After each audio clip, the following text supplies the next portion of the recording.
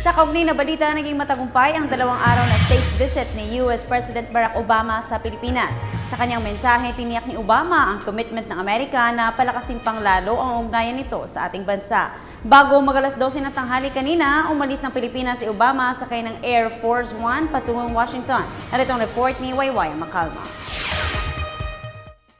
Mula sa American Cemetery sa Fort Bonifacio ay dumiretso kaagad si US President Barack Obama lula ng US Marine One na patungo sa Aegis Aviation Center sa Balagbag Ramp sa Pasay City. On time, umalis ng bansa ang pinakamakapangyarihan na presidente sa tarmac.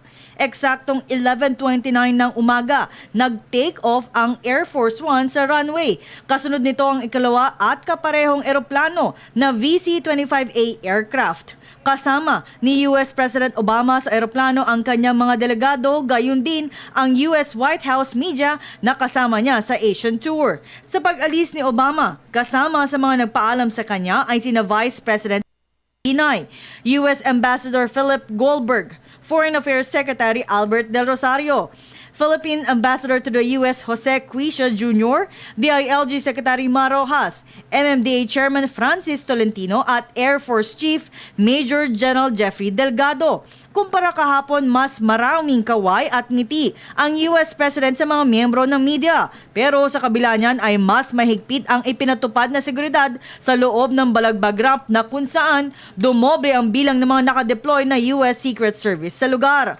Kung kahapon ay maabot lamang sa 16, ngayon araw ay 30 miyembro ng US Secret Service ang nasa tarmac. Kasama rin dito ang 2 sniper na ilang oras nagtiyaga. Sa init ng araw, masiguro lang ang seguridad ng kanilang Commander-in-Chief. Naipatupad naman ng Civil Aviation Authority of the Philippines o CAAP ang kanilang ipinatupad na no-fly zone sa lugar at ngayong araw nagtapos ang no-fly zone. Sa ngayon ay back to normal na lahat ng mga flights at mga aktibidad sa lahat ng paliparan sa Metro Manila. Bisyon ng Bayan, Waywaya Macalma.